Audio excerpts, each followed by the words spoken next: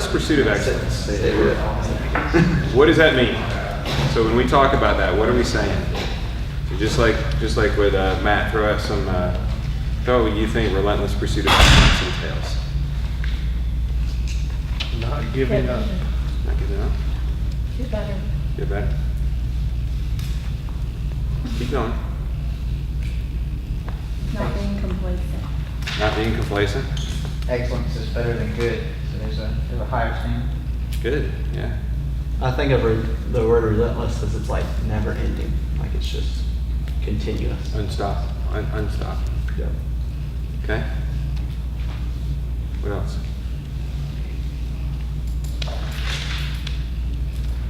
Give me one more.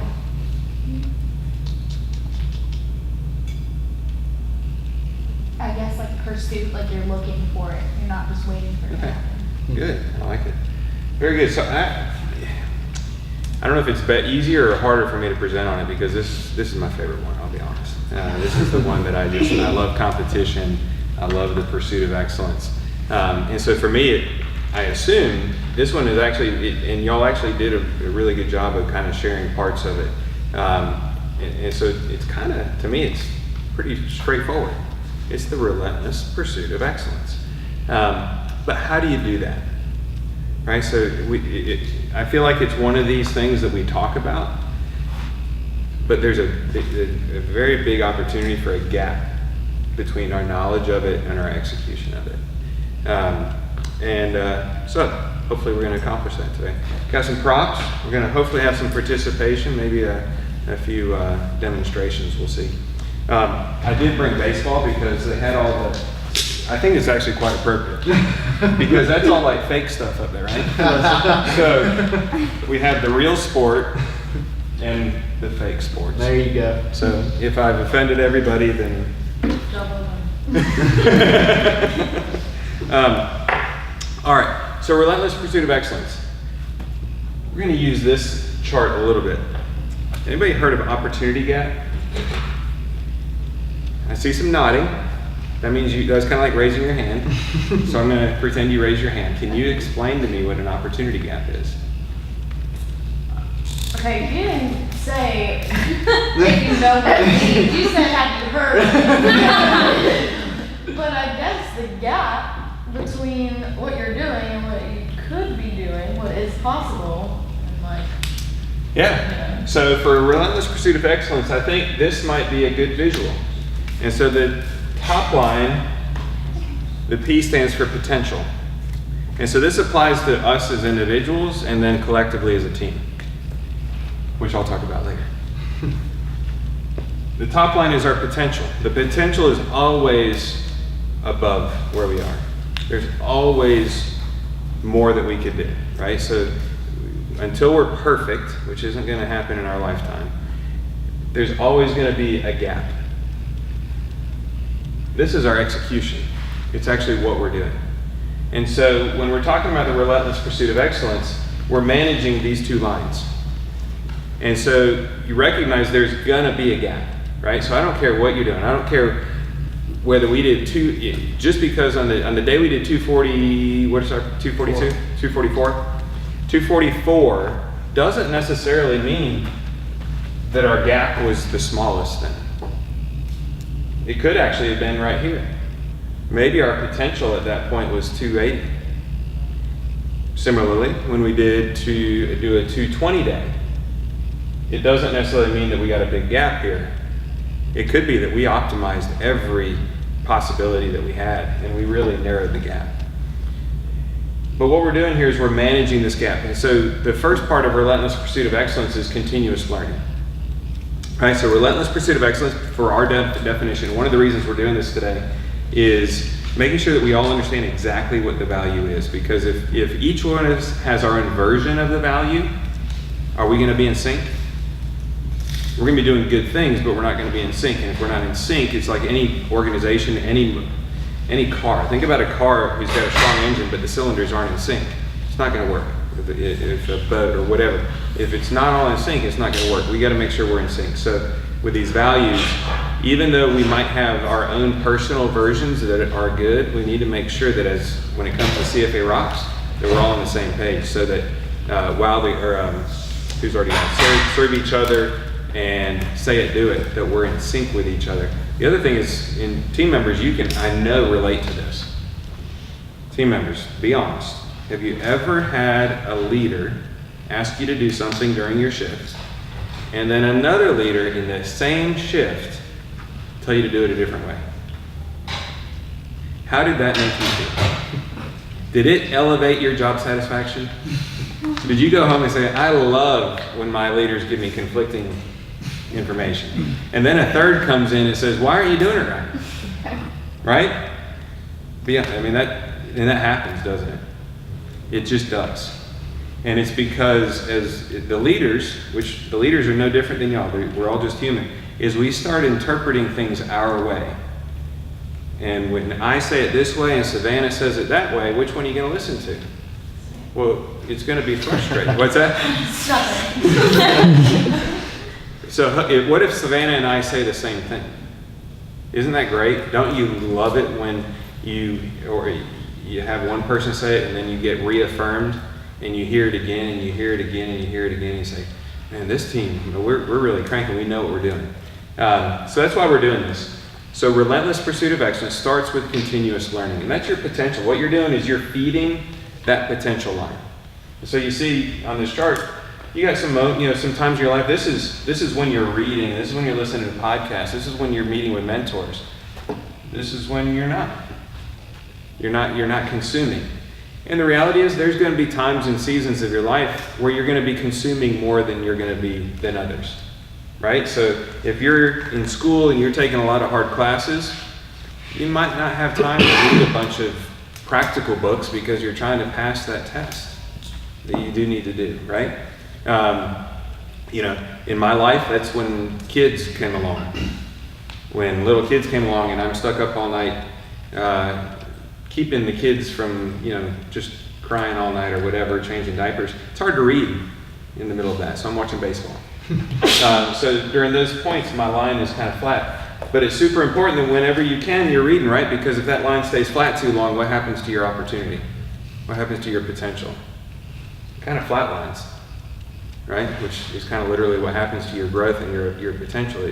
It flat lines. So when you're thinking about it, so think about what are some other things? So I said reading, so that's one. I already heard a couple books referenced today. What's some other ways that we can be learning? I see. I know you're wanting to say something, Anthony. You're mentorship. What's that? How about mentorship? Yeah. So who are good mentors? Who are good mentors for me? Just describe. What are some traits of a good mentor? Definitely holding you accountable. Okay, that's good. Intentional. Yeah. Okay. What else?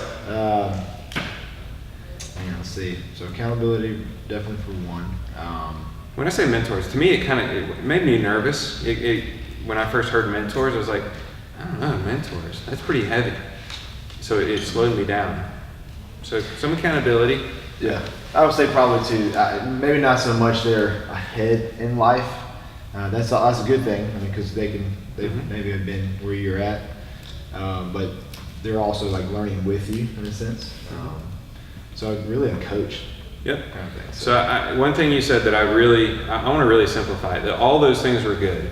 And the more that you can get, the better. The coaching part, man, that's like icing on the cake. If you can find a mentor that can also coach you, like, you are super fortunate. But really all it is identifying somebody that's where you want to be. Or is ahead of you, clearly on the path to where you want to be. And all you got to do is say, hey, can we get coffee? I know I'm speaking your language. Can we get coffee? Can we meet at Chick-fil-A? Can we get breakfast? Can we hang out? Can we go to the ball game? Can I just ask you some questions? How did you do that? It doesn't even, heck, it could be somebody that's in Texas. You can email them and say, hey, how did you get there? And it could be as simple things as they got into some school. How did you get into that school? Hey, what classes did you take? Or how did you pass that test? Where's some good resources so I can learn? That's what a mentor does. They just let you know so that you're not figuring it all out on your own. Because if you don't consume stuff, your potential is going to flatline. You're completely relying on only you learning from mistakes. That sounds pretty painful and pretty slow.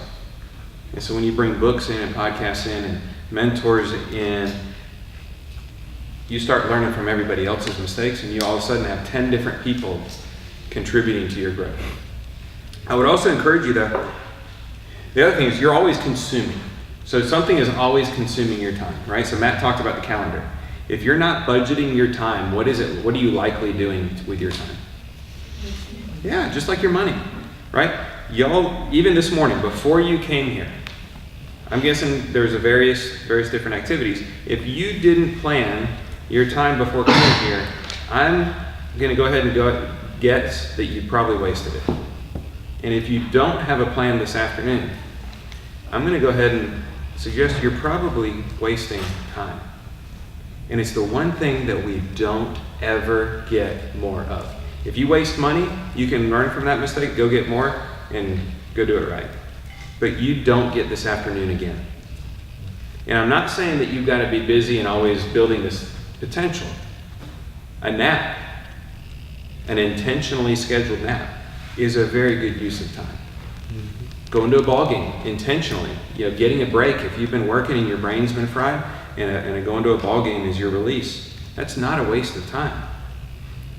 But you want to make sure you're using it intentional. Otherwise, you're going to waste it. You've heard this before. We all get the same amount of time. So I look and I see people that are younger than me that are more effective at coaching and teaching and developing people than me. And I think, how do they do it? At the end of the day, they just stewarded their time more effectively than me. They consumed healthier material, healthier content with their time. Does that make sense? So you got to consume. Does it have to be boring stuff? Sometimes we talk to a guy at corporate. We grew up together at Chick-fil-A. We worked together as teenagers. He's now, I can't actually remember, y'all can help me what his actual title or responsibilities were, but he's basically one of the higher level people dealing with buying and maintaining the quality of chicken. So kind of important in Chick-fil-A, right? And he started in marketing, but he got this job and he had to start reading books about food quality, about chicken quality, about antibiotics and all this stuff. This is not what he went to school for, but that was the opportunity he had. So he did have to consume some of that, but I think he also got to consume some fun stuff along the way, learning from others. You can watch SportsCenter, you can watch ESPN, you can watch ball games and learn. Right? And so what you do is you can watch the Olympics, you can watch a movie, and you can say, how does this apply to me? That's consuming. So that's the continuous learning. That's the P. That's your potential. You want to keep that growing. How about the E? Execution. So in our values, what's the second part? Can anybody tell me? So we have continuous learning. And we have a second bullet point of relentless pursuit of excellence. Can anybody tell me what it is?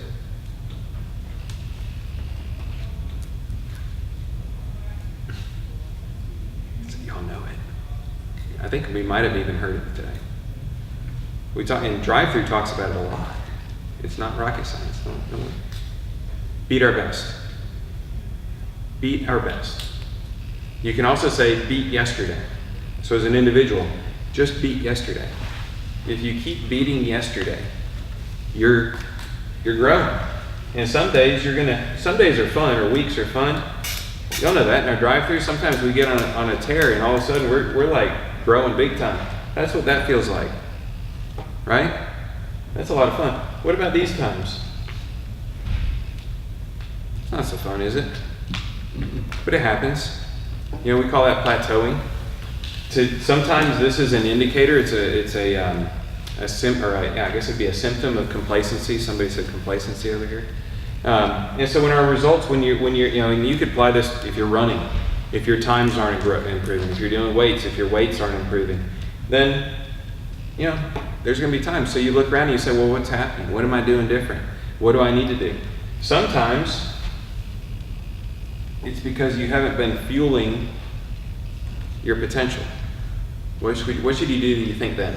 So when it's a time like right here, and you're using your calendar because you're going to follow Mr. Rice's advice and you're not going to waste any more time, What do you think you should spend your time doing when your potential and your execution is really, really narrow and not really going anywhere? What should you do?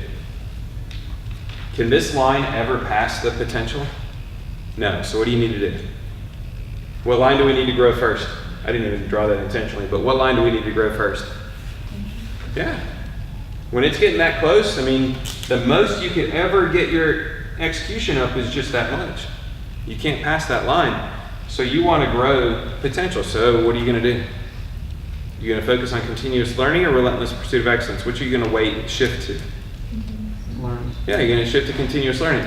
So a lot of times in drive-through, when our results are flat, I'll ask Jacob, who have you talked to lately? What stores are you talking to? To me, that's usually, it's one of the most direct activities that leads to our growth in drive-throughs. What other stores have you been talking to? All right, so when we've been reading a lot, and we've been talking to stores all day long, but our gap is here. What do we need to focus on? Beating our best, right? And y'all are both sitting right there, so I'm not sure which one I was more prone to ask this of, but there's been times it's like, man, guys, stop reading, stop coming up with ideas, let's actually execute. Right? Let's not keep jumping around to different ideas. Let's execute. Let's stick to it. Let's commit to getting a result. Right? And so that might be when, again, you've been reading a lot, you've been listening to podcasts, you got 35 different ideas of how you can improve drive-through. We can get a coin dispenser, add an expediter, add an order taker, add a cash drawer, add a this, add a that, add a this, but we're not actually doing anything. Our potential is high, but our execution is stagnant. So these things all apply in your life too. So you have your own opportunity gaps. You are somewhere right now on that gap. You might have a lot of knowledge that you're not executing. You might be executing really close to your potential. And that sounds really good, right? If I sat here and said, hey, you are really, Jordan, you are optimizing your potential. That feels good, doesn't it? Yeah. Except, what if we're right here and you want to be here? Right? Or I might say, hey, you have so much potential. Right? So that comment is right here. And that doesn't feel so good, right? But what comes right after that? You're up here. I'd rather be here than here, right? Because at the end of the day, this is where the rubber meets the road. This is where you're at. So you want to keep balancing that. You don't want it to get too big. You don't want it to get too narrow. So you got to decide, where am I at? Do I have a lot of knowledge that I'm not applying? Or do I feel kind of dry? Do I feel like I don't know what to do? Do I feel like I have zero, like I don't have a clue how to get better today? Well, that's when you got to, call up a mentor, call up somebody ahead of you. But think about that consuming. So this afternoon, you're going to consume something with your time. How is it going to help you with this? Now, we're talking Chick-fil-A drive-through, but again, more importantly, this applies to your life, because Chick-fil-A drive-through probably is not your end game. Hopefully our Chick-fil-A drive-through is helping you get to your end game. But you're here. And the people, ultimately the mentors, they're all further up this path than you are. That's why you're calling. And you want to get there. So what are you doing today to get there? I was listening to watching SportsCenter one day. So I actually learned a lot from watching sports, which is great because I love watching sports. Watching SportsCenter, there's an Olympic runner. This is lots of years ago, like 15 years ago. I had no idea who the runner was. It was a sprinter, relatively short distance. I think he was the world champion. I think the Olympics were coming, and the interviewer says, what motivates you to get up to work at it? And he said, because I know my competition is getting up this morning, and their focus is to beat me. That's why I got up this morning and hit the gym. or whatever. And I want to encourage you that we're talking professionally here. So, talking about your professional opportunities. Do you think you're the only person that wants the role, the dream job that you want? You think there's a chance there's somebody else right now, somewhere, that wants that role or will want that role in 5, 10, 2, 3, 5, 10 years? Odds are somebody else wants it, right? So here's what you got to be asking yourself. Am I stewarding my time better than them? My hope is, and honestly, that's my commitment to y'all, is my part of that, have a positive influence and being a good steward. Part of what I'm in charge of is being a good steward of your time. My hope is this is really good stewardship. I'd be willing to bet whoever you're going after right now isn't doing something that's potentially this valuable right now. The question is, what about next week? How many days are they getting up earlier than you are? How many books are they reading? How many mentors are they talking to? When it comes time to play the game or get selected for the team, which one's going to get selected? The one that's furthest up this path, right? And shown the ability to grow this.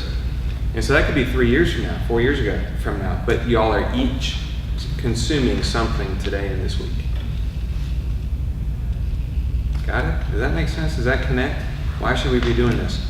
And these things take time. It's not like you wait for that opportunity to start consuming intentionally. It's too late. They've been consuming. Give me some examples. I like sports, so if you lean to sports, you get bonus points. But give me examples of people that you think that are excellent in their role. You can try to use names that people might recognize. Not rocket science. Go ahead and give me. Go LeBron Jace. James. Huh? Go Jace. Give him somebody. Oh, LeBron. LeBron. All right. Throw out some others. Michael Phelps. Michael Phelps. Oh, his stories. You got a lot. There's all sorts of learning in Michael Phelps' story. Who else? Good and bad, yeah. Who else? Gabriella Douglas. About, about Chris Sale. Okay. That was a bonus point there, right? Yeah, Baseball sure. and sports. But Yeah. I mean, you could have said Jeter, but Aaron Judge. okay. All these people. What is? Think about it. You know about them now. What were they doing 15 years ago? Working the butt off. In most of these cases, you didn't know who they were. Some of it was because you were younger, but the reality is they were not who they are today.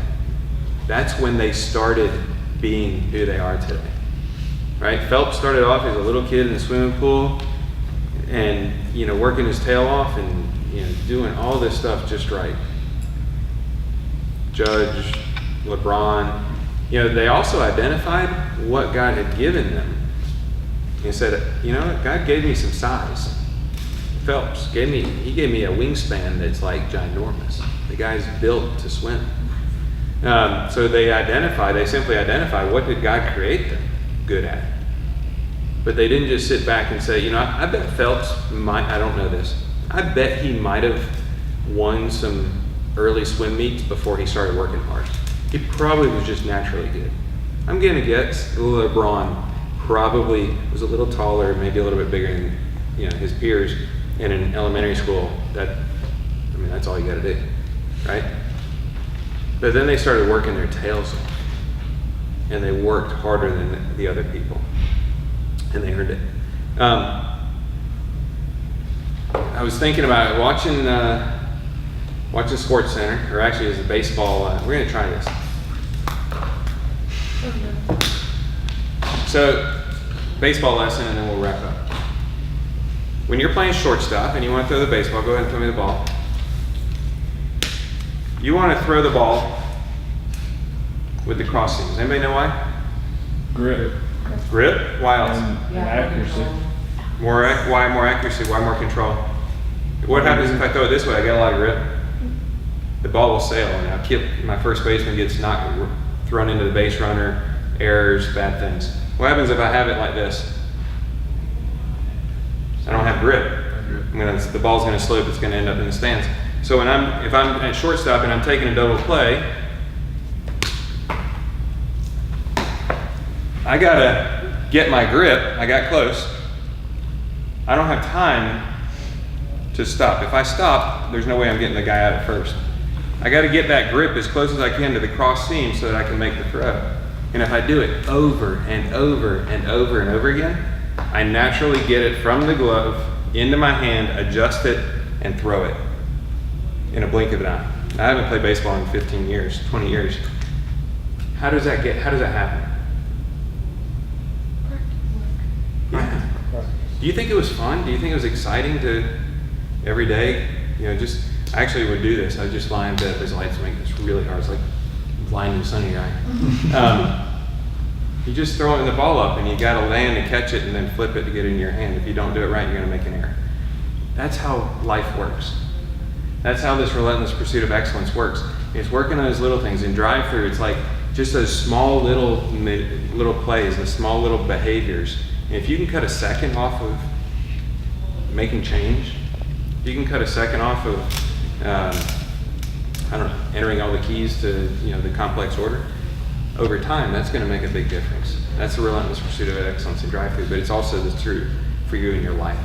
If every day you're tossing the baseball up, whatever's important, and you're learning how to catch it and get it naturally cross seam, fit fast. That's the difference between Derek Jeter and me. He could do it probably in half the time. Now, half of a second isn't long, but it's a lot of big difference in the number of outs you get at first base. It's Derek Jeter making $10 million a year, professional baseball player. Tony Fernandez didn't get past college. Just with those little details. Last two comments, these are from Truett. Y'all have seen the mountain climbing stuff we've used in the past. I got to see Yosemite this year, which is fascinating. That's the picture a lot of people use for mountain climbing. Truett had a quote that was in his office, a picture of a mountain. And how do you get to the top of the mountain? You climb it Yeah, how do you climb it? with your legs. Okay, how do you climb it with your legs? What's the very next thing you gotta do? You can have equipment. Okay, don't get too complex on me. Hook in. Okay, now you're getting really complex. I have a leadership. strategy. Take a step. Take a step. Okay. The only way to get to the top of the mountain is to take a step. And Truett said, climb with care and confidence. Climb with care and confidence. That's relentless pursuit of excellence. And then Truett wrapped up seminars a lot with this statement, and he's going to do it. He does it a lot better than I do. Is at the end of the day, relentless pursuit of excellence is always just giving your best. And if you grow your potential and you practice your execution, your best is going to get better. But if you go out today and give it your best, and you do it again tomorrow, and you do it again tomorrow, and you do it again tomorrow, and you do it again tomorrow, just like Michael Phelps went from being a kid swimming in a pool, he got to become an Olympic swimmer, you will become an Olympic caliber, probably something more important than Michael Phelps. We put Michael Phelps on the stage, we like athletes, that's great. But the reality is there's more important roles in life, and that's probably where you're going. There's no reason you can't be an Olympic caliber, you fill in the blank, in 4 years, 5 years. And if you take a step every day, and Truett said, why not give it your best? Why not?